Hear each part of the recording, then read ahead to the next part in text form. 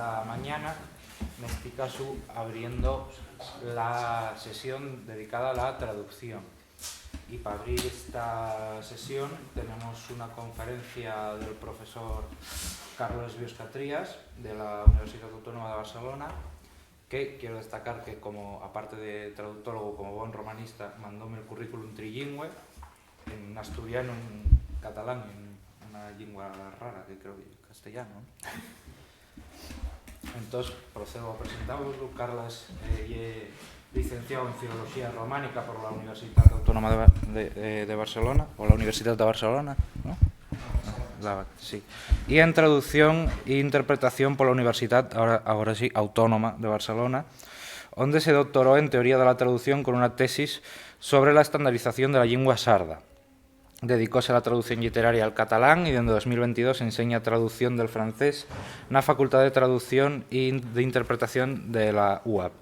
Y es miembro del Grupo de Estudios de la Traducción Catalana Contemporánea, y la su investigación céntrase en la historia de la traducción al catalán, principalmente de textos teatrales, en la edición crítica de traducciones en catalán inédites, como el de Cameró de Boccaccio o el Rinocerón de Ionescu, y en la sociología de la traducción, dentro de la que trató cuestiones de estandarización y de recepción literaria relacionadas sobremanera con las llenguas minorizades, especialmente el sardu, y así sen va a falarnos de aquellas cuestiones relacionadas con la función de la traducción y las dinámicas de la traducción en lenguas minoritarias, haciendo énfasis en ese caso sardu que él también conoce. Entonces, doyte las gracias por tu participación y cedote la palabra. Muchas gracias, Adrián.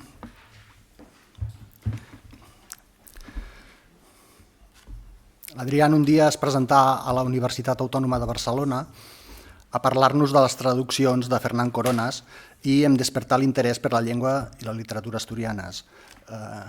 Agraeixo molt als organitzadors d'aquest Encuentro Internacional de Literatura Asturiana haver-me convidat. És un plaer participar-hi.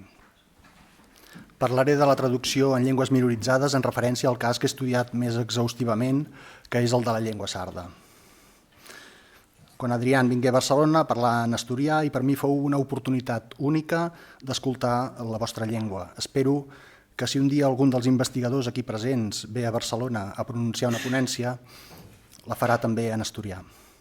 Per això jo faré la meva ponència en català, un català simplificat i amb una fonètica mig valenciana que serà comprensible per uns romanistes com vosaltres.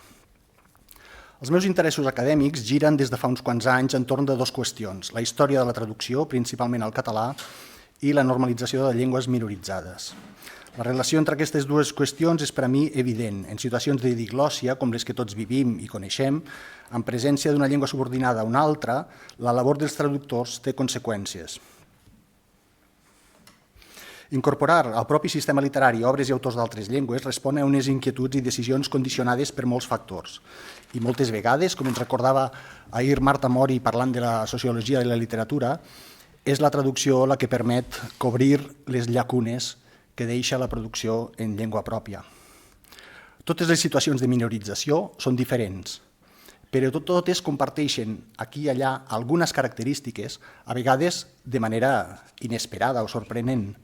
Dirigir la mirada a contextos que no són el nostre ens és útil per il·luminar qüestions del propi sistema cultural. Entenem per llengua subordinada una llengua que ha cedit terreny, que ha cedit funcions comunicatives a una altra llengua, en major o menor grau, en uns àmbits o en uns altres. La reducció de les funcions amb el pas del temps acaba afectant el propi codi comunicatiu.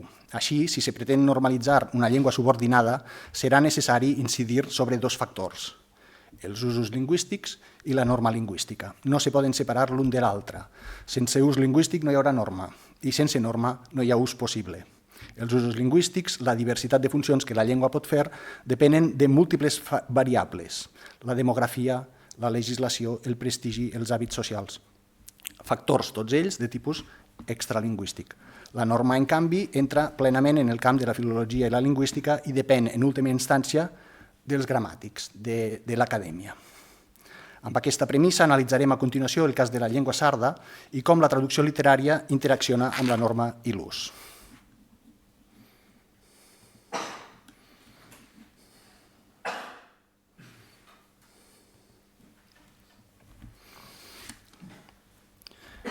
fem doncs, un viatge a la segona illa més extensa de la Mediterrània, després de Sicília.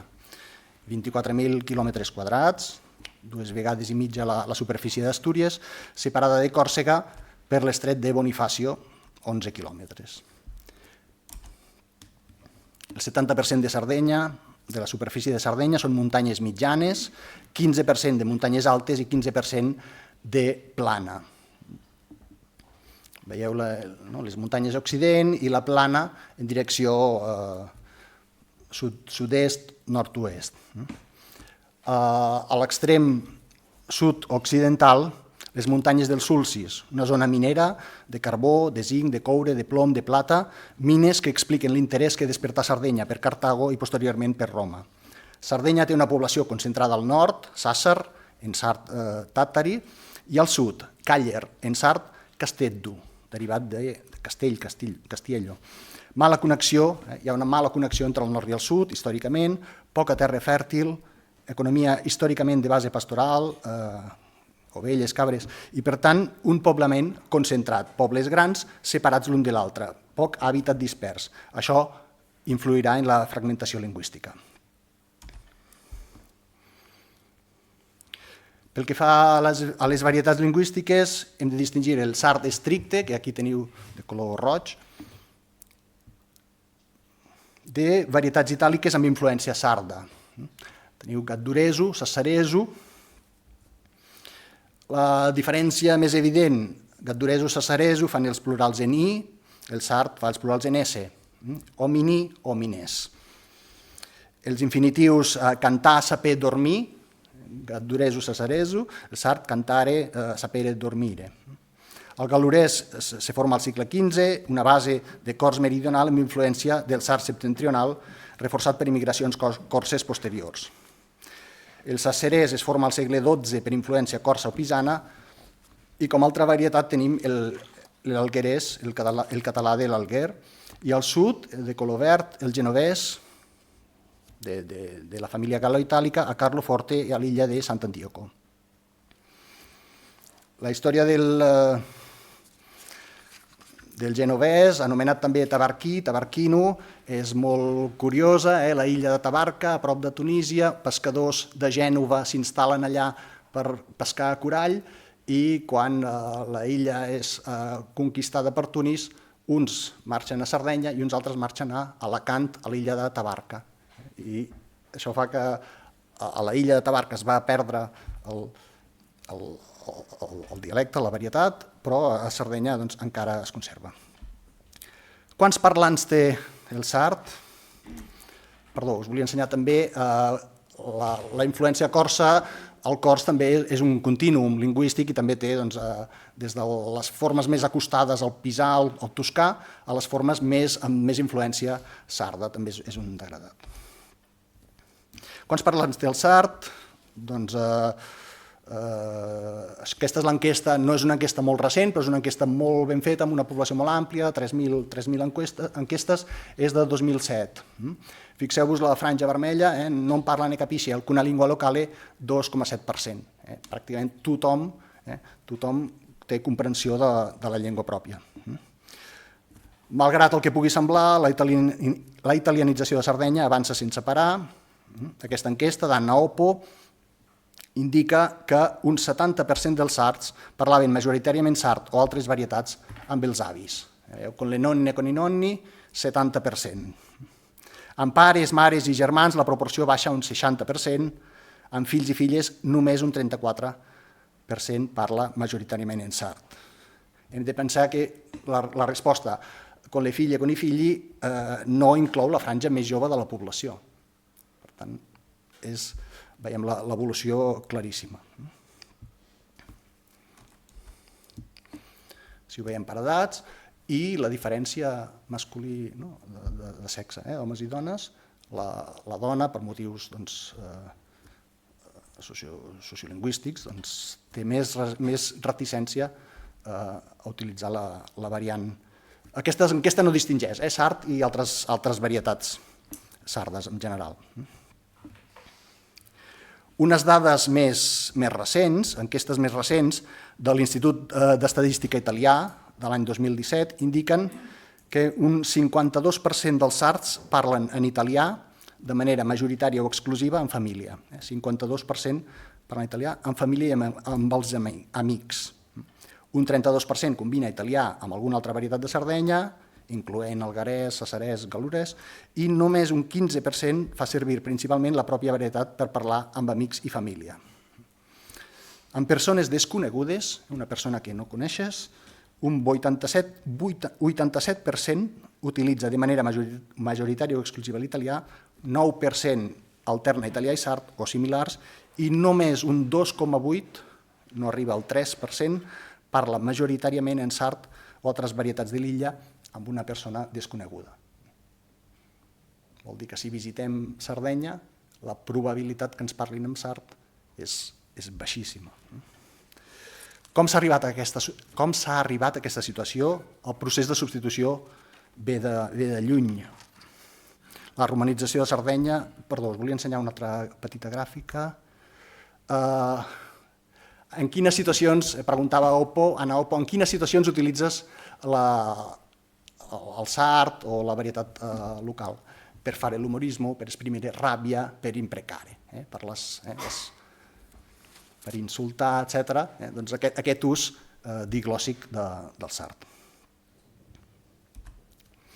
La romanització de Sardenya fou antiga, però també fou lenta i progressiva, en part per la geografia de l'illa. El sard és considerat la llengua més conservadora de la Romània, fet que s'observa en el vocalisme, per exemple, virde conserva la i, o el consonantisme, kelu, les varietats centrals, kelu és l'única varietat romànica que conserva la velar kelu, quan nosaltres diem cel o cielo, cello, el que sigui.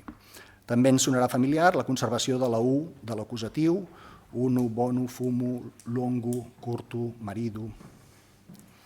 Com acostuma a passar, el sard tingué el seu origen vinculat a una entitat política, els 4 judicats de Sardenya, progressivament independents de Constantinoble, de l'imperi bizantí. El sard anà substituint el llatí en les funcions jurídiques, especialment el jutjat d'Arborea. El jutjat d'Arborea tingué una menor influència de Pisa i de Gènova i es va mantenir relativament independent durant més temps. L'ús jurídic del sard en les lleis, és molt famosa la Carta de Logu d'Eleonora d'Arborea, que era una espècie de constitució redactada en sard. Correspon a aquesta època la primera traducció en llengua sarda. En asturià tenim com un dels textos més antics els Furs d'Avilés.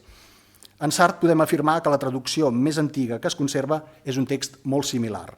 Els estatuts de la ciutat de Sàsser, traduïts del cesarès al sard per facilitar la comprensió de tota la població. A partir del segle XIV, amb la dominació aragonesa, arriben a Sardenya jutges, mestres, funcionaris, comerciants, sacerdots, bisbes, nobles de llengua catalana. El sard comença a retrocedir, especialment a la capital, a Càller, i sobretot a l'Alguer per l'expulsió de 1355. S'expulsen els sards de l'Alguer, que eren rebels contra el rei, i es repobla amb població catalana. A partir dels segles XV i XVI, aquests estaments socials adopten progressivament el castellà. En arribar a l'època moderna, el regne de Sardenya passa a ser piemontès, en virtut del Tractat d'Utrecht després de la Guerra de Successió. L'administració piemontesa abandonarà el castellà i passarà a utilitzar el toscà o italià. A la meitat del segle XVIII s'imposa l'italià com a llengua de la judicatura, de l'alfabetització, de l'Església. El sard queda relegat als àmbits més informals i vinculat a l'oralitat. Al segle XIX, l'entrada de l'illa a l'època contemporània suposa, per a molts sards, un tema que hem parlat fa un moment, l'emigració. És una terra també de forta emigració. L'ensenyament obligatori, la premsa i l'exèrcit són uns aliats potents de la italianització, reforçada en època feixista i que viurà un abans i un després amb l'arribada de la televisió italiana, la RAI, a final dels anys 50. És a la dècada dels 60 del segle passat que, coincidint amb l'expansió de les idees anticolonials arreu del món, es manifesta la voluntat de normalitzar la llengua sarda i donar-li algun tipus de reconeixement legal.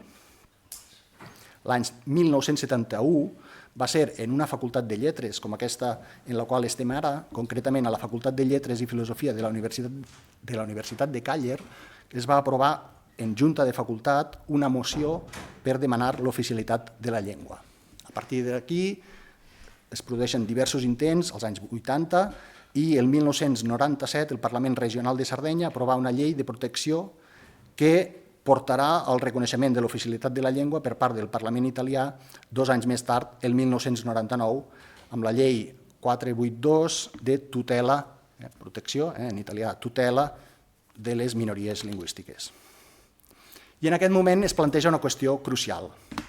Fem oficial la llengua sarda, d'acord, però quina llengua sarda? Per una banda, hi ha la qüestió de les varietats no sardes, gal·lurès, sacerès, alguerès, lígur. Per una altra banda, hi ha una partició entre logudorès i campidanès, una divisió que havia iniciat al segle XVII i que s'accentua a partir del 1800 amb gramàtiques diferenciades i traduccions literàries relativament autònomes. La possibilitat de fer dues varietats oficials té molts partidaris. Els dos pols demogràfics de l'illa, Sàcer i Càller, han patit una profunda italianització. En canvi, el sard té una forta vitalitat en la zona més muntanyosa, anomenada Barbatja, del llatí Barbària, amb capital a Nuoro, la zona lingüísticament més conservadora, més distant de l'italià. Veieu aquí Barbaricino, Barbaricino Centrale, Nugoresu. Nugoresu és la comarca de Nuoro.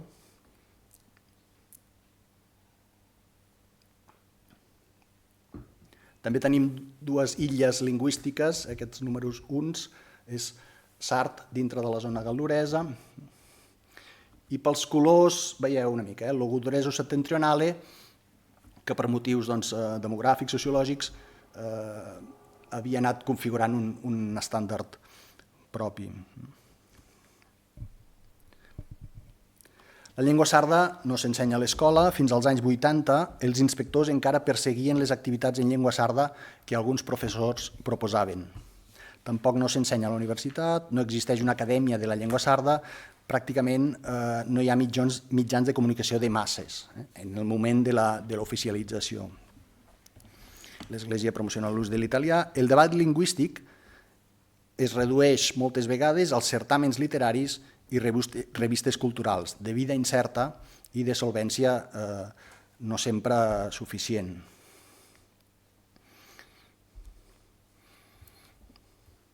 Aquí, després explicaré un moment aquestes isoglosses. El govern regional, davant d'aquest dilema, crea una comissió d'experts.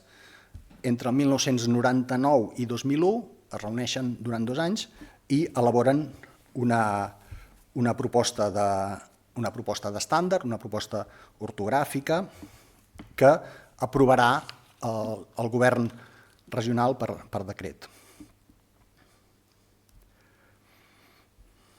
Veieu una mica les diferències, és soskelos, seria els cels, los cielos, l'article sos, mentre que al sud is, article invariable masculí i femení, is.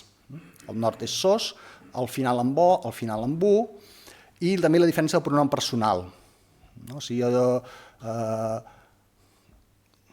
no sé, quiero verlo, aquest lo, kerzu dubiere, seria el nord du,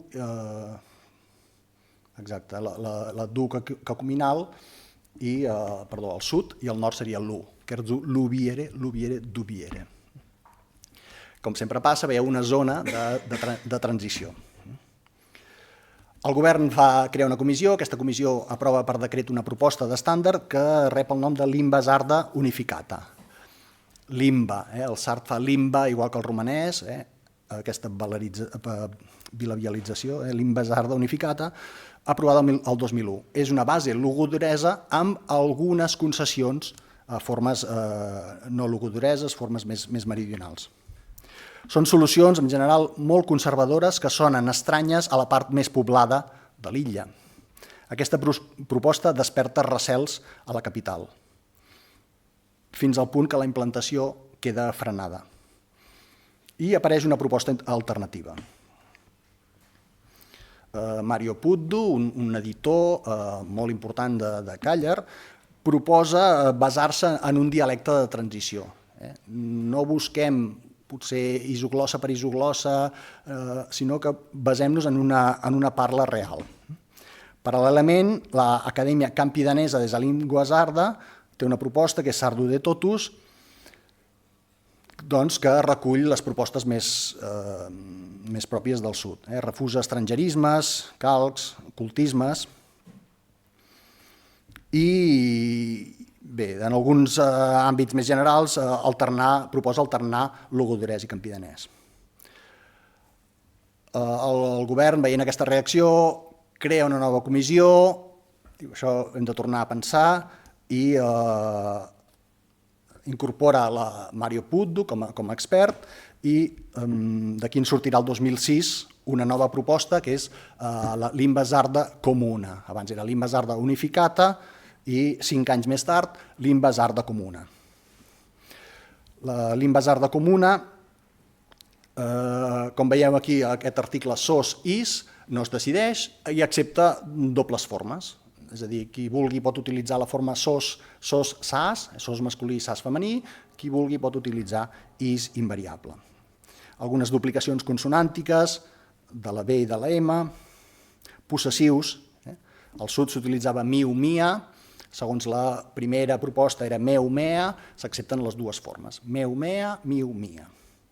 Els gerundis són tradicionalment les 3 conjugacions, fan els gerundis en ende, parlende, dormende, cantende.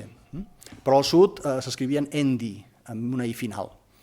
Al final la Lingua Sarda Comuna proposa escriurem tots ende, però podeu pronunciar una i, si voleu. Constatem, doncs, que el model de llengua referencial no és una qüestió exempta de dificultats. A falta d'una acadèmia de la llengua i de fòrums autoritzats, hi ha una figura que, al meu entendre, pren rellevància, que són els traductors. La traducció ha estat present en la literatura en sard des dels inicis, des del segle XIII. Malgrat tot, el número d'obres traduïdes té una distribució molt desigual. Ja hem dit que la primera traducció que tenim és una traducció jurídica del segle XIII, els Estatuts de Sàsser. Això és una edició del manuscrit original. No conservem cap més traducció fins al segle XVI, quan després del Concili de Trento es reforça el culte als sants, que és un motor per la literatura. Així com el text fundacional de la literatura asturiana és una disputa entre Mèrida i Oviedo per una relíquia, en la traducció al sard hi ha un episodi similar. Les dues grans ciutats, Càller i Sàsser, rivalitzaven per la capitalitat religiosa, per ser la seu del primat de Sardenya i de Còrsega. I així, al segle XVI, es glorifiquen 3 màrtirs saceresos, dels quals es conservaven els cossos, donant lloc a les traduccions més antigues al sard que es conserven. El títol és A vidas a morte, passione, de Santu Gavino, Protu e Januario. 3 sants saceresos, i això dona una mica de... Eren vides de sants traduïdes del llatí cap al sard amb una intenció propagandística. S'imprimeixen diferents vides de sants, traduïdes moltes vegades del llatí, inaugurant les traduccions de tipus religiós que ocuparan tot el panorama fins a la segona meitat del segle XX. Traduccions de la Passió de Crist, representacions de teatre litúrgic, se succeeixen als segles XVIII i a partir del XIX comencen les primeres traduccions doctrinals, catecismes, llibres d'oracions, a vegades en forma rimada. Són també del XIX les primeres versions dels evangelis, promocionades moltes vegades amb un interès filològic. Cap al 1850 s'editen 2 versions del Nou Testament, en sardu logudorese i en sardu campidanese, escrit amb un guionet, sardu-logudorese, sardu campidanese. El segle XX és un desert. Només l'any 1929, Preducasu, sacerdot, gramàtic i lexicògraf, publica una traducció del clàssic per excel·lència, la Divina Comèdia de Dante. Assumeso camino de sa vida, m'incontrés in un adde a busca oscura, que s'havia eretta fi peldida. Peldida, la R, la L i la R en el logodorès clàssic es confonien. Canta narrite vid es cosa dura, sa foresta eremida e aspre folte, quinzamente renova sa paura. Folte es forte.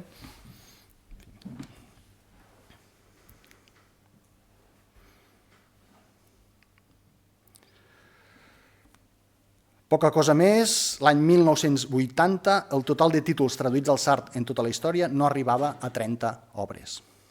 Però atenció, del 1980 al 2005, en 25 anys, aquesta quantitat es va quadruplicar. Petites editorials efímeres. Ahir Martín López Vega parlava d'editorials invisibles, doncs a vegades són necessàries. Petites editorials efímeres, traductors aficionats, van sembrant les llibreries amb traduccions de teatre, García Lorca, Shakespeare, de prosa, clàssics italians, Grazia Deledda, Boccaccio, Manzoni, grecollatins, Homer, Fedre i moderns. Apareix la literatura infantil en sard, Zu Principetto, evidentment, però també Perrault, els germans Grimm, Andersen, Gianni Rodari. I el títol estrella, El Pinocchio, de Carlo Collodi, se'n faran 5 traduccions en 20 anys. Llibres il·lustrats, també, bíblies per nens i nenes, assaig polític i els primers novel·listes contemporanis, Orwell, Hemingway, poetes, Paul Valéry, Éluard. Hi ha 2 editorials que protagonitzen aquest boom. A la capital, a Càller, Condagues. Al centre de l'illa, Papiros. Aquest augment, evidentment, és positiu des del punt de vista de l'estandardització.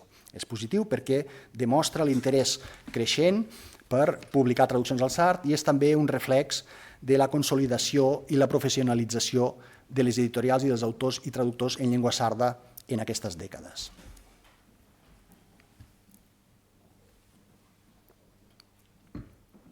Però, per desgràcia, aquesta tendència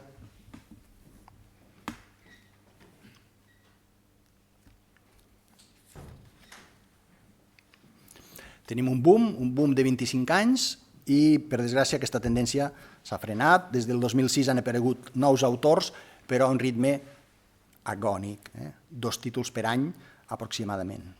Saramago, Dickens, Oscar Wilde, Kafka, El Quixot, un 5è Pinocchio, també Gramsci, Bakunin, i ja que estem en aquesta casa, doncs també Donna Berta.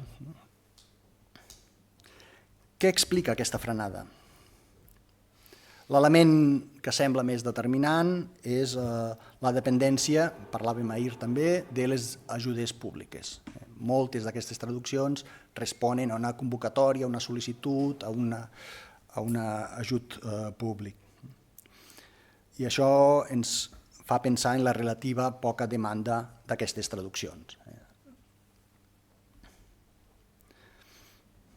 Ahir, a la conferència inaugural, Martín López Vega recordava la influència que té una correcta promoció dels autors i Marta Mori també ens parlava de criteris de rendibilitat. Sabem que moltes edicions amb criteris estrictament comercials no sobreviurien i això passa també, evidentment, amb les traduccions. I ara tornem a l'estandardització del sard. Quina funció fa la traducció en l'estandardització? Hi ha una relació directa, si observem, si ens hi fixem, els traductors han tingut un paper protagonista en els diferents intents codificadors. 3 dels traductors més prolífics i més significatius al sard, els seus noms són Tonino Rubato, Mateu Porro, Diego Corraine, van formar part de les diferents comissions normalitzadores. Comissions formades per 8-10 persones, hi havia presència important de traductors. Tampoc és casual que el professor Massimo Pittau, una autoritat indiscutible en lingüística sarda i també membre de les 2 comissions, elabora una gramàtica cap al 2000 i al final de la gramàtica inclou una traducció que vol proposar com a model de sard. Diego Corraine, traductor, dirigia les oficines lingüístiques de 3 províncies sardes. El govern regional, a partir de quan s'activa la llei i es desplega la llei, obre oficines lingüístiques que es dediquen a promocionar la toponímia, els cartells, la rotulació, etc., en llengua sarda. Doncs Corraine era traductor, era editor, treballava també a les oficines lingüístiques i també estava a la comissió. Francisco Querazzo, traductor, fundador de l'editorial Condagues, també està present a la comissió. Mario Puddu, que estava també a la segona comissió, també és un traductor molt prolífic, a més d'editor. Val la pena considerar les interrelacions constants que es produeixen entre els traductors i els gramàtics. Si mirem els paratextos que acompanyen les traduccions, és habitual que una traducció tingui el pròleg d'un gramàtic, és el cas de Massimo Pittau o Leonardo Sole. Diria que el procés d'estandardització de la llengua sarda no s'hi pot comprendre si no es té en compte l'evolució de la labor traductora.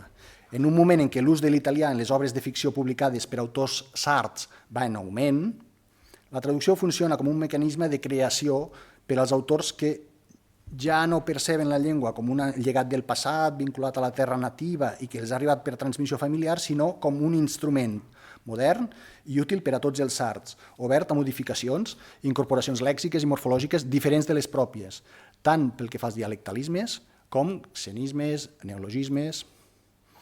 Veuen la llengua com un instrument amb el qual tot tipus de contingut pot trobar-hi una forma d'expressió. En relació a la norma lingüística, al model de llengua, els traductors han adoptat posicions molt diverses. És innegable que, a partir dels anys 80 i encara més a partir dels anys 90, les divergències del codi emprat en les traduccions disminueixen, malgrat que aquest procés ha estat gradual.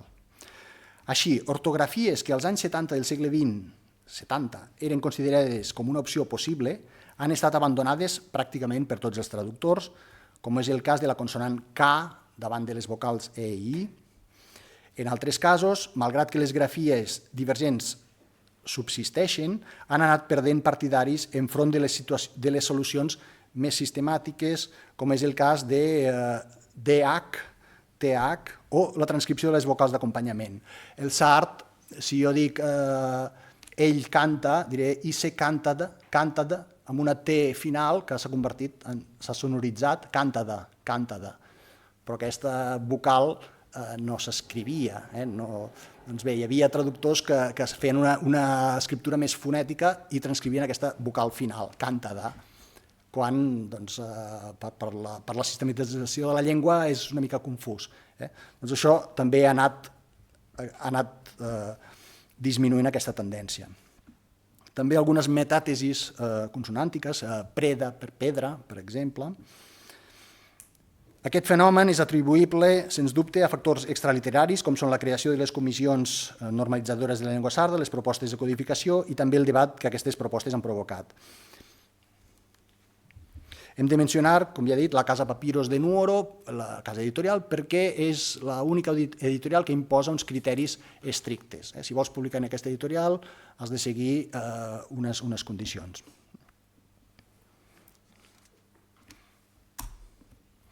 Malgrat que, com ja hem dit, actualment les instàncies normalitzadores proposen un estàndard únic, el que coneixem com a Limba Sarda Comuna, algunes editorials encara publicaven a la dècada dels 80 edicions pluridialectals d'algunes traduccions. Aquí tenim els Vangeli d'Odo Tinteri, de 1979, publicava en tres llengües.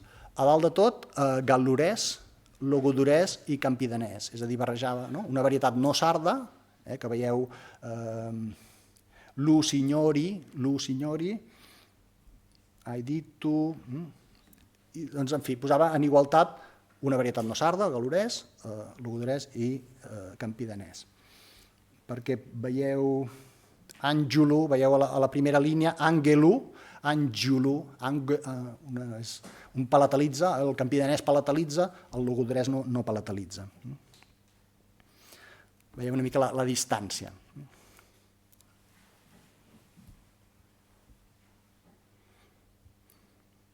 Però aquest tipus d'edicions són una part molt menor dels títols, sempre es tracta d'obres breus, infantils, juvenils, obres il·lustrades, i és un ús que no s'ha seguit en la narrativa per adults. Fora d'aquests casos més evidents, en què s'editen en un sol volum versions en diferents dialectes d'una mateixa obra,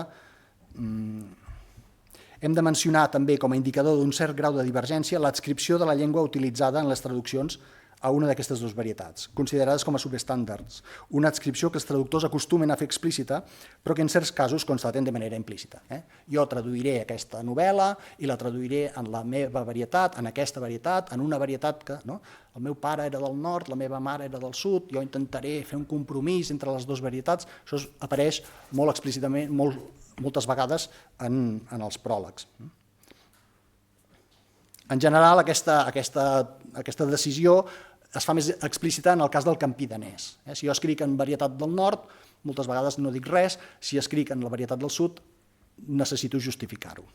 És la varietat més allunyada del sard medieval. Per últim, cal esmentar el cas del nuorès, o segons determinats autors barbaricino, que alguns traductors integren dins dels trets del logodorès, però altres consideren un tercer subestàndard. Els motius de diferenciació del nuorès són més ideològics i sociopolítics, no són tan lingüístics ni funcionals.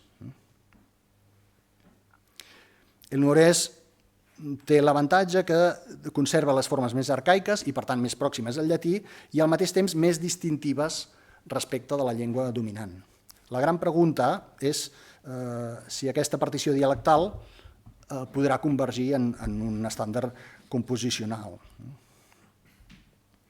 Considero que, malgrat que la proposta de sard comú encara no es pot considerar una norma generalitzada i, tenint en compte que molts traductors encara continuen preferint formes del propi dialecte, sí que s'observa una tendència gradual però inequívoca a disminuir els localismes més accentuats, a diferència del que passava al segle XX, un període en què les traduccions reflectien de manera molt més remarcable aquest localisme.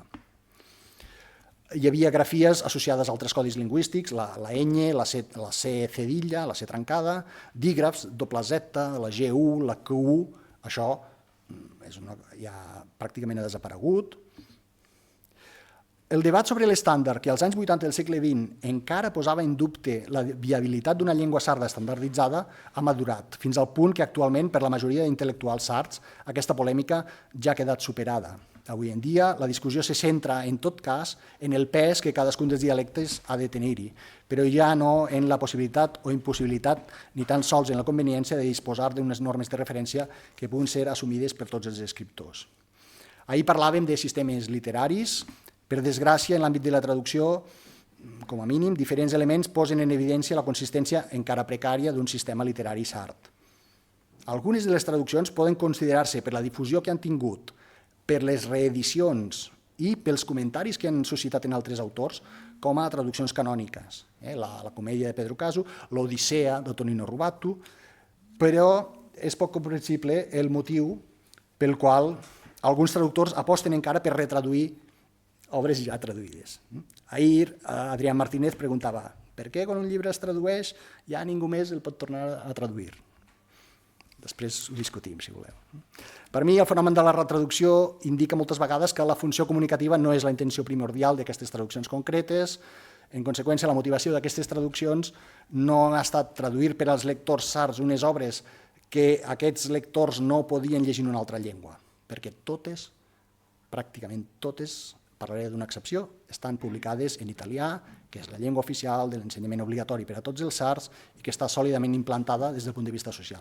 El motiu, per tant, no és aquest. S'ha de buscar moltes vegades en la voluntat d'incorporar com un gest de valor simbòlic aquestes obres no a la llengua sarda entesa com a llengua estàndard, sinó moltes vegades al dialecte del propi traductor amb les peculiaritats corresponents. En alguns casos es tradueix una obra ja traduïda en una altra varietat i trobem, sí, aquesta obra està traduïda, però ara jo la traduiré al meu dialecte. Això ho trobem. L'afany per preservar la variació dialectal és lloable. Hem de dir que el fet de disposar de diverses traduccions és útil com a exercici comparatiu, però es podria haver aconseguit un efecte similar traduint una obra que no estigués traduïda. Un altre efecte que em sembla interessant, un altre fenomen interessant, és la restitució. Grazia Deledda, Premi Nobel de literatura italiana,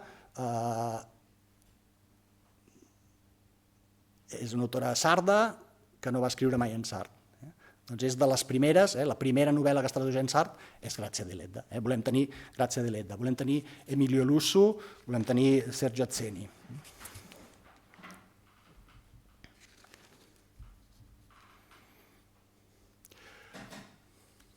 Molts traductors que havien traduït una sola obra, això és un fenomen que està canviant, cada vegada hi ha més traductors que tradueixen 2 obres, 3 obres, una mica més constants, i això implica més reflexió.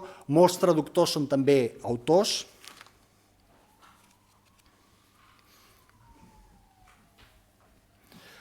Molta preferència pels autors clàssics. Constatem que una vegada aquest valor simbòlic, incorporem els clàssics italians. Per què? Perquè això donarà prestigi al Sartre.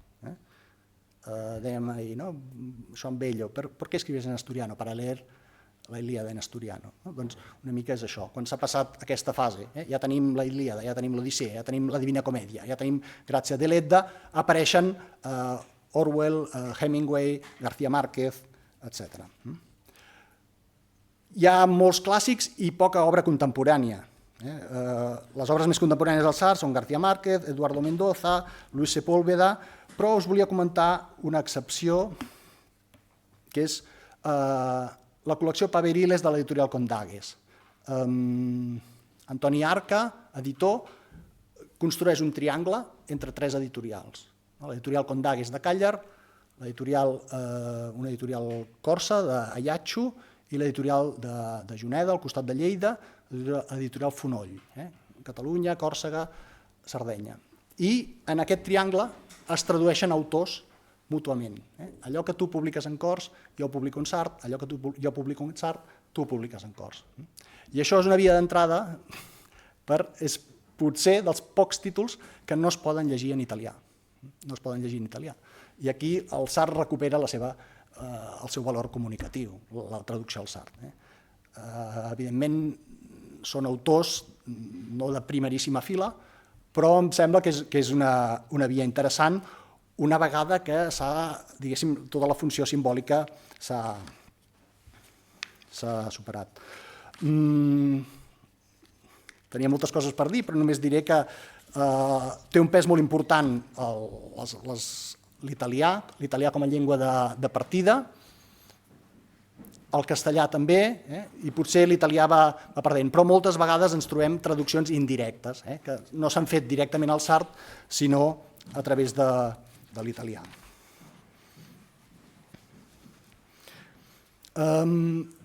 Parlàvem, i amb això acabo, Martín López Vega deia el prestigi de la llengua actualment no és la literatura escrita segurament com era als anys 80. En aquell moment aquesta funció era molt necessària.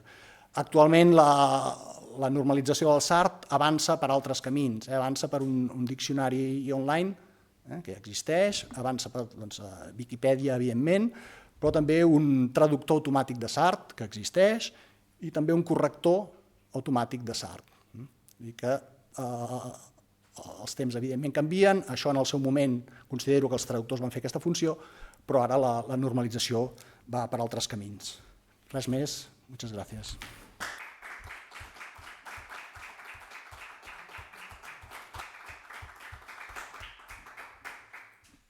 Muchas gracias, Carlos, por esta conferencia tan interesante.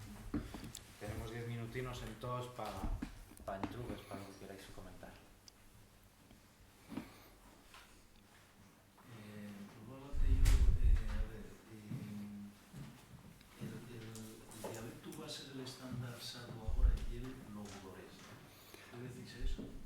No m'he explicat bé. No, és un dialecte de transició entre campidanès i logudorès. Pero el logudorés tuvo un tiempo siendo la base del Estado. Sí. En època medieval sí. Un dialecto intermedio. Exacte, seria... Perdó. Sí, la zona que veieu de color blau, si no m'equivoco, al voltant d'Abba Santa. Abba Santa seria la referència. Una institución académica. ¿O qué? ¿O hay un conjunto de expertos que se junten para ello? No, jo crec que, si no m'equivoco, la comissió tenia una finalitat i es va acabar. ¿Y quién avala que se cumpla la normativa? un decret de l'administració, sí, i després doncs bé, hi ha moltes projectes de vitalitat, projectes lingüístics que combinen, diuen sí, nosaltres utilitzarem aquesta variant però també volem utilitzar la nostra. També és important doncs, qui finança. Doncs a Sardenya el finançament públic és una font molt important, no? per aquest tipus de polítiques. Llavors, si el finançament és municipal, pot haver-hi més tendència al localisme, no? Si el finançament és regional, la regió només, en principi, dona prioritat a la lingua sarda comuna. Sí.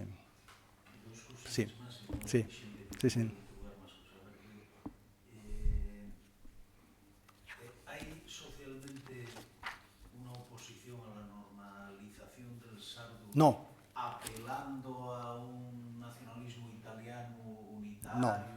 la patria italiana, todo esto que conocemos per España? No, poc. De fet, l'enquesta d'Anna Oppo diu que l'ús no és baix, però l'actitud cap al sard és molt positiva, no? Que s'ensenyi a les escoles, tot això, molt positiu. Hi ha una certa paradoxa, és que en algun moment els partits d'esquerra, els partits socialistes, el Partit Comunista Italià, van frenar més, històricament, anys 70, van frenar més la normalització més que la dreta. És una cosa que per nosaltres xoca una mica, però havia sigut així. I potser sí que darrere de les tendències més ultralocalistes podria haver-hi aquesta mentalitat italianista, diguéssim, política. Però em sembla que és minoritària, que no va per aquí. Sí. Una de les vistas veía que se empleaban los signos de interrogación de apertura y de final. ¿Eso usase la escritura del...? No. Pues Vila, hay una vista ahí de una... Aquí, sí. ¿Qui es Torrado? ¿Empleas eso de apertura y de...? No, esto es 1900, esto serà 93, penso. Jo crec que no.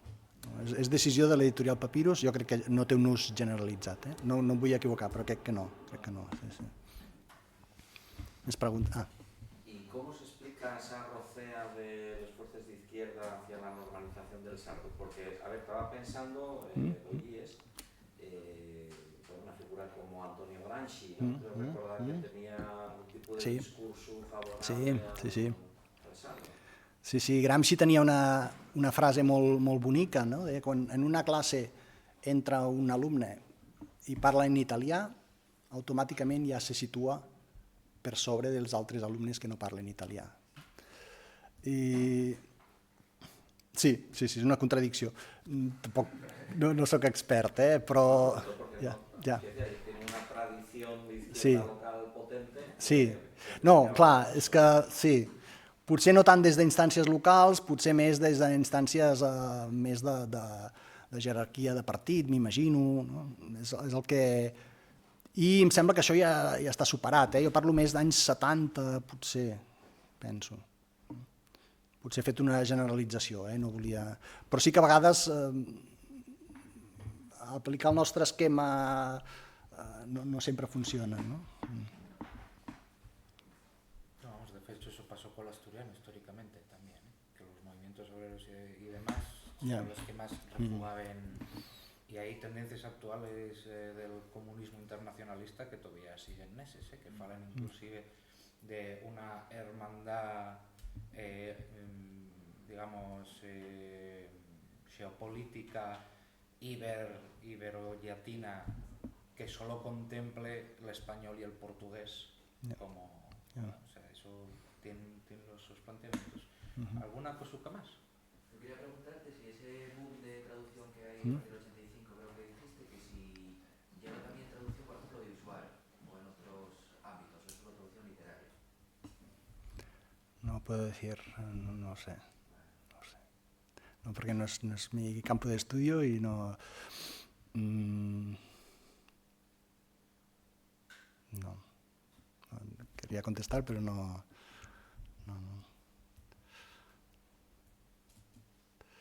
algo se ha hecho teatro, se ha hecho... Sí, por ejemplo, una cosa una mica curiosa, que això jo he viscut, no? Un autor teatral que escriu l'obra en italià i després demana traduir-la i aquell original no es representa mai. I l'obra es representa en sard per voluntat de l'autor, però el text no és seu, això sí que passa. I teatre sí, traduccions de teatre sí, traduccions de teatre, però pel·lícules, això, jo crec que no. Sí. M'ha sobtat molt que no hi hagis fet referència a cap traducció del català a sard, perquè és raro, del català a l'italià n'hi ha moltes. Sí. És que del català al sard hi ha a vegades són iniciatives molt individuals. Jago Ledda, que no és un traductor aficionat, ell és metge de professió i un dia decideix traduir Joan Maragall, Elogi de la paraula. Tradueix Elogi de la paraula, tradueix, publica, troba una editorial i publica. I això, i hi ha després un text de Toni Arca, aquest editor que us deia, que fa aquest triangle. Toni Arca és de l'Alguer i ell té una obra en alguerès que es tradueix al sard. Només això. Majoritàriament és italià i espanyol, són les llengües més freqüents. Bueno, yo quería acabar entonces hacerte una preguntina. Bueno, por lo que dijiste, o por lo menos lo que yo entendí, es mucho más prolífica la traducción que la creación en sardo.